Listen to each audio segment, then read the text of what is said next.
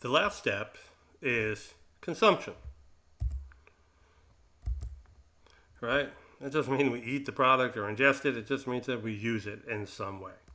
It might be to put it on a shelf, right, and have other people admire it, all right? So there are two big ideas that we're going to cover in consumption. And obviously, the first one is satisfaction, which is really important to marketers. And first of all, we have to really understand what satisfaction is or how people derive satisfaction. And it's a judgment and, and a feeling, so it's a thought and an emotion based upon the difference between the expectations we have for the brand and its performance and what the brand actually does or how well it performs. All right? It isn't whether or not it really meets our needs, it's what we expect from it because we had expectations, that it was going to do something for us. That's why we bought it and how it actually performs. So, obviously, performance is greater than expectations. We feel great. We feel happy. We feel joyous. All right? And sometimes that can happen for a really mediocre product, but we don't anticipate it's going to be very good at all. Matter of fact, we might expect it to not be good. And wow, it's a lot better than I thought it was going to be. I kind of like it. I feel good about it. That can happen. Right? If I go to the movies with my wife and I'm being a nice husband and we're going to go see a chick flick, or a romantic comedy, and I'm going to be like, yeah, okay. All right. I don't have very high expectations. But if it's a really good movie and I enjoy it, I'm going to be, wow, that was really good. All right. Because it was a lot better than I expected. When performance and expectations are in alignment, pretty much, we feel good. We feel satisfied. I don't think we're really happy and joyous, but we feel content. And there's a bit of smugness. We feel good because we accurately predicted what the brand was going to do for us. All right? And that makes us feel good about ourselves because we always like to be right. Nobody likes to be wrong. And then when performance is less than expectations, we, get dissatisfaction. All right? And really, dissatisfaction is oftentimes an emotion. So we have two different emotions in the pictures up there. There's Obama and there's some crazy woman. All right? So, what emotion is Obama expressing? All right? Disappointment. All right? Okay? Versus anger. All right? She's angry, he's disappointed. All right? So we tend to be angry when we blame the company. It's not our fault. All right? They told us it was going to do this. Their ad said that. The salesperson said. All right? Everything I read said it was going to do this, and it's not working. So we're obviously going to be upset. I might wait till Christmas Eve to put my son's bicycle together, and I maybe had too much eggnog, and I can't do it right, and I can't have the bike ready. I'm gonna blame the company because it's the bad instructions. There's no English. It's just pictures, right? I'm gonna protect my ego. So that's pretty common. Disappointment, oftentimes, is when we accept some of the blame. It's like if I go out to buy some things and I want to save some money and I go to the dollar store instead of going to Target, and then the things I bought at the dollar store don't work and it really hurts, my daughter's birthday party. I'm not really going to blame the dollar store. I mean, I might some their products, but I'm going to blame myself. I shouldn't have bought that stuff. All right? Okay, now, only 20% of dissatisfied customers take action. That companies don't know, how many people really didn't get the experience they wanted. The brand didn't meet their expectations. So you can think of it as kind of the tip of the iceberg of the people who do complain. So you need to take actions to try to really ascertain how many people are unhappy or disappointed and why, so that you can improve their experience. Now, the second big idea is this thing called cognitive dissonance. I'm probably just going to call it dissonance, but it happens often when we make a big purchase. All right, that couple just bought a new house. They just bought a new car. All right, so it's often called post-purchase regret or buyer's remorse. All right, why do we get it? Because we're not sure if we did the right thing. It's caused by possible inconsistency between what we did and our values or opinions about ourselves. Right? So when you finally put down your deposit and sign the paperwork, whatever you had to do to commit to coming AIC, did you kind of feel like, oh, I'm not sure if I'm doing the right thing? Right? That's a common, normal response. Right? And you can get that feeling before you make a purchase. All right? It's a really tough one. I don't know which one's best. I can't make a decision right now. Right? And you have that angst, and it's kind of sticks with you. It stinks. All right? It's not a good feeling. All right? Okay? And it can happen for anything. All right? A new car, a college, a major, deciding to get divorced, accepting a job offer, resigning from your job to go to grad school, whatever. Okay? Getting your hair cut a certain way. All right? What dress or clothes you wear to an important social event. You can have dissonance. Now, how do we deal with it? How do we deal with dissonance when we feel it? All right. So here's so let's say that your best friend quit whatever team they're on or quit their job. Did something, they had some reasons in their head, didn't really share them. They said, hey, I quit the team. I quit my job. All right. And then they ask you, do you think I did the right thing? And you say, I don't know. I don't think so. I mean, the coach liked you. You were getting some playing time, or it was a good job. You just got a raise. And when you give them that answer that they made the wrong decision, how do they react? Well, the coach was really mean to me. He was never really going to play me. Well, my boss was a real jerk, and he said, bad things about me to the workers. All right, they argue with you, all right, because they don't really want your opinion.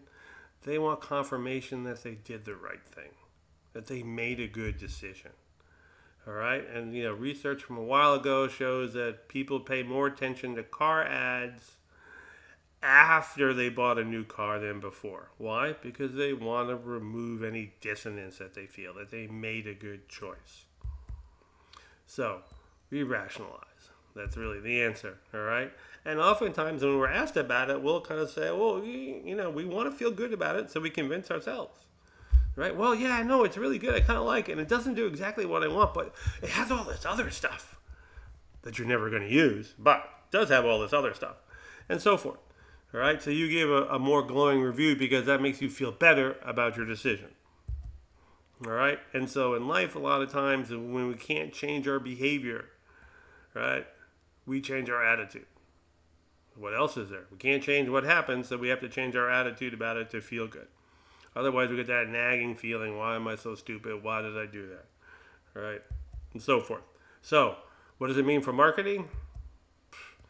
If you market a product where people can or are likely to feel dissonance, and we'll go over the reasons when that happens, all right? You want to make sure that you tell them that they made a great choice. There's nothing to worry about. They're joining a big family of happy customers, right? You're going to be there to support them, right? You put in your deposit, they ring the bell. You ought to get phone calls, emails, congratulations to make you feel really good about the decision you made so you can wash away any potential dissonance. Now, when are we likely to feel dissonance?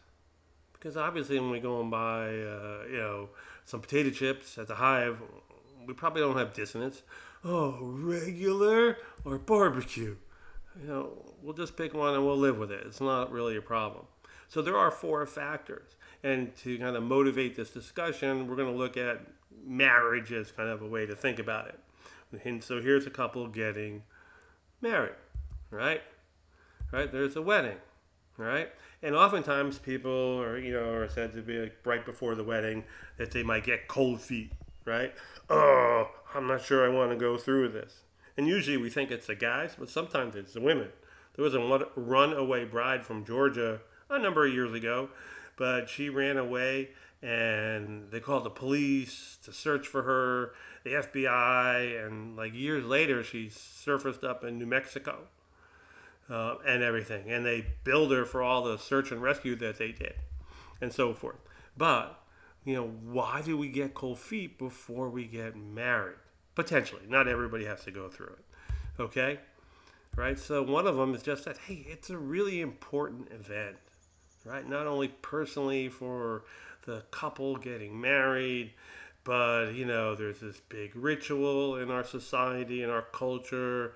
They're at a church or a venue, and then you have a big wedding reception and a dinner and party afterwards, and you have to, get a gown and tuxes, and your bridesmaids and groomsmen, they have to get all dressed up, and you got to deal with your mom and your future mom-in-law and all that kind of stuff. Well, there's TV shows about it, all right, and so forth, because it's really important, and you don't want it to be a bad thing because you can only really do it, at least that same person, once, right? There's no do-overs, even though that's not really true, right? So there's a lot of perceived risk.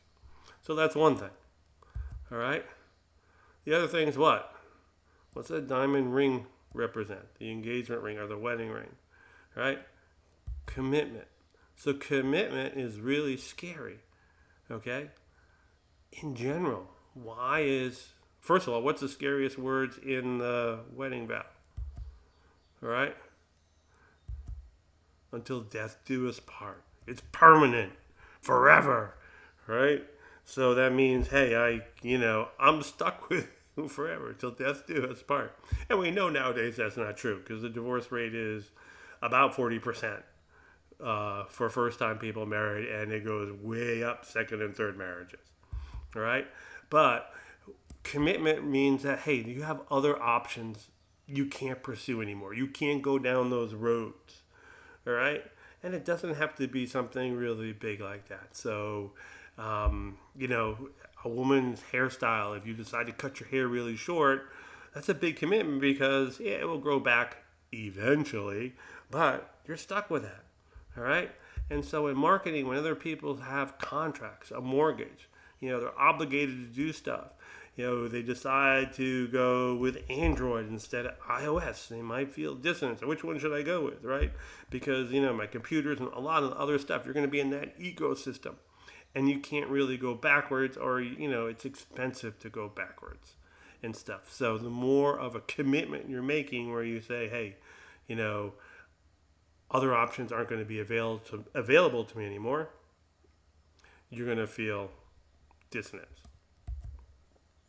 So obviously, just one more thing of commitment, like, back in the day, if you're an athlete or even a non-athlete, but especially an athlete, and you want to transfer to a different school, you had to get permission from the college to transfer to another school, all right? And nowadays, so that's hard to do. So, picking the school was really important. Now, you can go to any school and get in the portal and go in the portal multiple times. And I believe you can go to a junior college and you don't lose any eligibility. So, it's very different. And you can see how it's changed athletics and how people transfer and everything and attitudes toward it. So, let's say, hey, everything did work out really well, all right? So there are 4 cars in the lower hand corner. I think that's a BMW, an Acura, an Audi, and a Mercedes, and you're going to buy one of those. All right? So, are you going to feel dissonance about that? Well, kind of logically, you might say, no, not really, but actually, you're likely to. So when all the options, your alternatives, right? All the brands in your consideration set are attractive. They're all good. It's hard to make a decision. As silly as that sounds, right? Because they're all good. It's hard to find one, and one's a lot better than the other. If you're looking at a Hyundai and a Chevrolet, right, and a Ford and a Mercedes, you're not going to have any dissonance. I'm getting the Mercedes, all right, because it's clearly the best option. But when things are all pretty equal, it's hard to sort them out, and you're more likely to fret about your decision. You're more likely to have dissonance. And so it's kind of a paradox of choice. So the other thing is you can often have dissonance when it's hard to compare the different options.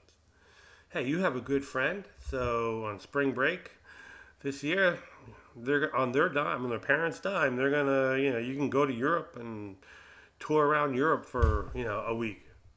Or you can go to their, villa in Waikiki in Hawaii and go lay on the beach for a week. Or, you can go to LA and have a shopping spree on their credit card. Those are all really attractive. You want to be able to do all of them, but I think they're kind of hard to compare.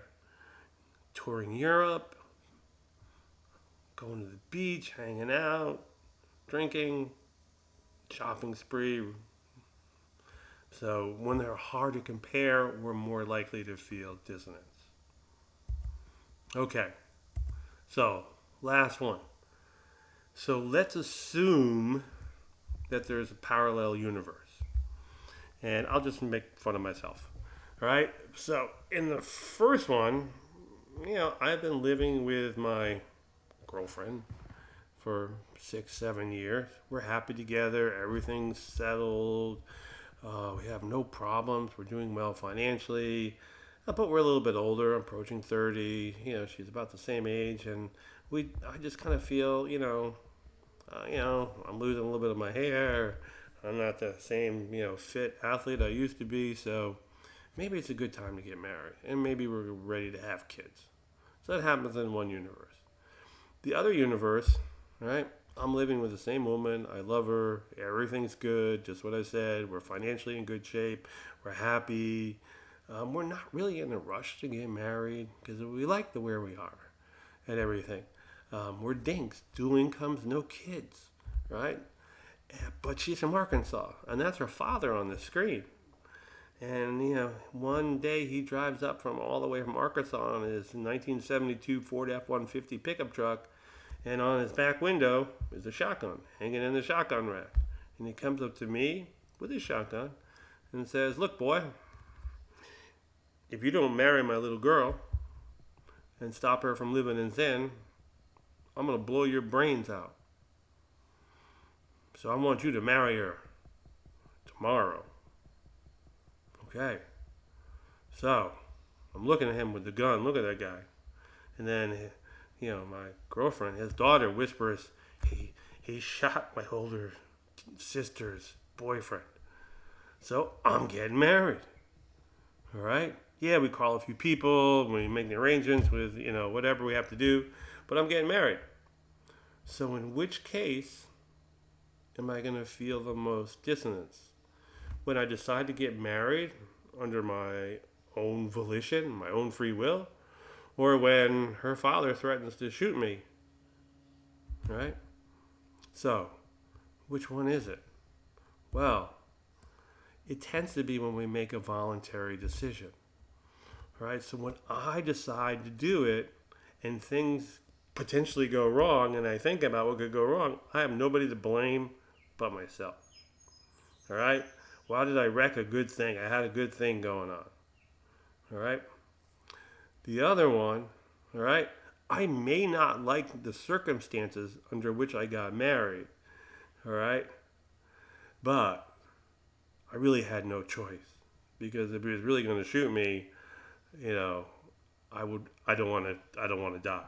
So when you're forced to do something or you have very little options or time to do something, that relieves you of some of the responsibility of making the decision. So you have an excuse. So the more you decide, hey, I'm going to quit my job and go back to grad school, all right, and so forth. Hey, I'm going to transfer. Whatever that is, all right, you're more likely to experience dissonance than opposed to like, I just got fired, the market's really bad, it's a good time to go to graduate school. You're not going to have dissonance about going to grad school because you kind of were forced to do it. Now, hopefully that makes sense, okay? So, next, we're going to look at, do we always go through these stages? All right, so we kind of have the model: need, recognition, search, choice, purchase, consumption. Do we always go through these steps? I mean, picking a college, buying a house, all that stuff that's important. Yeah, we kind of go through that. All right, but what about when we need some lunch or buying something to drink or going to Walmart or CVS or Target to buy, shampoo? Do we always go through that? The answer is really yes. All right. So what really is the difference between buying bubblegum and a car? It's the amount of effort that we put into it, right? How much effort do we put in our decision making? So, I have a friend he likes to buy Corvettes. They have to be white. He owns his own business. He's done really well. And that's what he does. And he has a vanity plate with the letter A because his name is Andre, and he's always had a white Corvette. And matter of fact, any car he drives is white. He used to make his wife drive a white car, but now she can have her own color. All right. So what factors influence how much effort we put into making a decision? So first of all, again, involvement. So it's a critical thing in everything we do, how important it is to us. All right. So the greater the involvement, the more effort, all other things being equal. Right? What else? Product knowledge and experience. All right? The more we know, okay, or if it's the first time ever, that's different. So the higher the involvement, we know what? The more effort. The greater knowledge or experience, we're unlikely to put in a lot of effort. So when my friend Andre going to go buy his 15th Corvette, he goes to a few places where he buys and they know him. If he gets the deal he wants, he buys it. If not, he'll get it another time. So he doesn't really put in much effort because he already has a plan that works for him. He knows how to do this. He's experienced. So when you think about it, all right, so extended problem solving is what we call the most effort. It's when we have high involvement, it's important to us, and we don't really know that much. It's the first time. So, we're worried about making the right decision. Okay? Okay, we put a lot of effort into it. All right? Routine problem solving or habitual problem solving, which is the other end. We put in the least effort. It's not important. I really don't care what brand of green beans I'm buying. And I know I'm going to buy some green beans, and I know they kind of all taste alike, right? There's like no bad ones there, so I just pick them up, right? I got a plan. I know how it works. Okay, so good. That's kind of how Andre is with a Corvette, right? And in between those two, those are like the ends on a continuum, is limited problem solving, where we put in, some effort because of the fact there might be high involvement, and maybe we don't have as much knowledge as we like. So we're just going to double check. We're buying something new, like if I was to buy an Apple Watch, I'd probably be somewhere in limited problem solving. When I have Apple products, when I have a son who's got everything Apple's ever made, and I can ask him. So I put in some effort, but I wouldn't be, it wouldn't be extended problem solving, and it certainly wouldn't be routine problem solving. All right, now we're going to talk about the consumer decision model, sorry about that, and brand loyalty. So, what is brand loyalty? So one way to just think about brand loyalty, and this is not the point I'm trying to make, is, we buy the same brand, often, repeatedly. It doesn't mean we every time we need green beans or whatever, the type of ketchup we buy or whatever, we're always going to buy the same thing. It means that more often than not, we have a brand and maybe a couple other brands that we buy over and over again because we like them. All right. Now, the two pictures there, right? And the top one is a 16-year-old girl with her father learning how to drive, and she looks scared about to crash, and he is absolutely scared. He can barely look. All right. And if you think about learning how to drive, that was hard. Right, you have to moderate the gas pedal, the brake. I had to learn on a clutch, shifting gears. Don't forget about your blinker. Don't get too close, the lines, all that kind of stuff. It takes a lot of effort, a lot of thinking. All right, and then down below is a guy who should get pulled over because he's talking on his phone, drinking coffee, listening to music or a podcast, on music on his car stereo and stuff, and he's probably not even paying attention to where he's going. Right. That could be me driving home from Springfield, right? And there's always a bunch of construction or this or that going on the roads because I get back roads to get to 91 South. And, I can think, oh, what did I just pass? I don't know, because that's thinking about something else. Okay, so I don't really put a lot of effort into driving, right? But I don't crash. I haven't gotten in an accident, right? So, brand loyalty really is, hey, over time, our brain, we've figured out how to do something. And it's just like if you play a sport or something where you had to really focus on what you're doing, right? How to shoot a layup with your weak hand, how to backpedal, or you're a gymnast and doing different routines. How to be in field hockey and dribble a ball with such a little blade to do it with, right? You really have to focus on that, and it takes a lot of effort. Once you kind of master it, dribbling a soccer ball with your non-dominant foot, it's automatic. You don't have to think about it. Your brain has built this routine up, all right? So brand loyalty is, hey, you have a plan. You know how to, whenever you have this problem, you have a plan. You know how to solve it. All right? You don't need to put in any effort. You're happy with the results, right? So I'm brand loyal to Dunkin' Donuts. I don't really like Starbucks. I don't know why. They don't give me enough room to put in cream, I guess.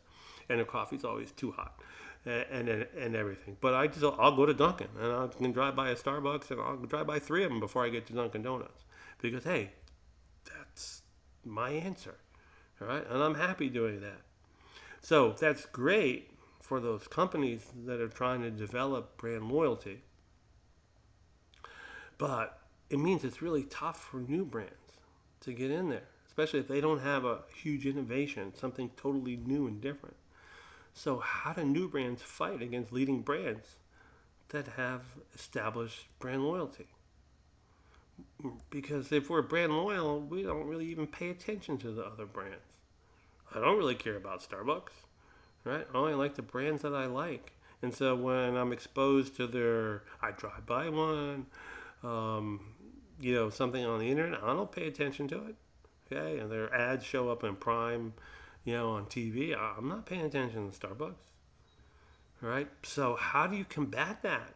Because people don't pay attention, and they already have this pattern of behavior that they like, and they do almost without thinking. Because you don't have to think to put your brake pedal down when it's time to stop.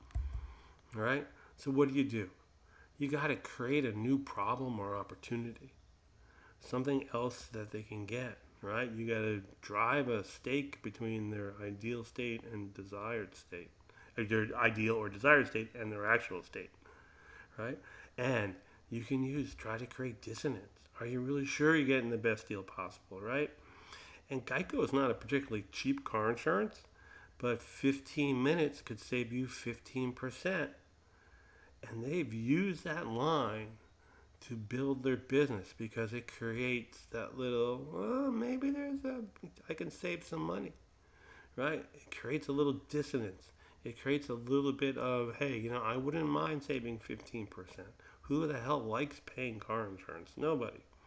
So that is, the hard part in fighting brand loyalty. And that's why companies work really hard to, build relationships with customers, consumers, and other businesses so they can keep them and have a steady source of revenue, and find other things that they may be interested in buying from them. Okay, so last thing on this is customer journey. So we talked about really the consumer decision model, right? This simplified model of how people make decisions. All right, and now customer journey, which you'll hear a lot about in other courses, other marketing courses, and it's a real important thing, is really came out of digital marketing. That once people started buying things online and social media and the ability to track everything and email, I mean, companies know if, like if I get email from companies selling stuff to academics, colleges and educational institutions, they can tell whether I read the email or not, opened it up, and so forth. All right, and I download white papers and things that I often use in my classes, all right, about what's going on with, say, omni-channel and marketing, and distribution channels and stuff like that. So the customer journey is the ability to track, all right, through all these different marketing communication, mainly tools, where your customer is, where they're going in terms of ending up buying your product, whether they buy it or not, and whether they're going to buy it again or retain them, and maybe even, be an advocate, all right? Post positive things on social networks, maybe even have their own blog and blog about it, right? So it's awareness, right? And those are some of the tools that you can use, right? So radio, TV, print. I'm not going to read them all to you. And then consideration. So now we're thinking about, hey, which one? I'm going to buy one of those things. Which one should I get? So that's really search, problem recognition, search, purchase, right? That's choice and actual purchase, all right? And then retention and advocacy. So the nice thing about digital marketing is all this can be tracked, or majority of this can be tracked. So we can map it, and we can see, hey, they downloaded some things from us. They were on our website, but they didn't purchase. All right, and then maybe a week later they come back to our website to look at the product again. So so maybe, hey, what can we do? They come back and look. We can retarget them, or maybe that since we have their email address, we can send them a coupon, and maybe that'll be enough to give them an incentive to buy. So customer journey and the consumer decision model are complementary. The customer journey is really more about tracking behavior and the different sites or ways you have to interact with a potential customer. And the consumer decision model is really looking at, hey, what are the things that the consumer is considering or is influencing them as they go through this customer journey. So hopefully that makes some sense.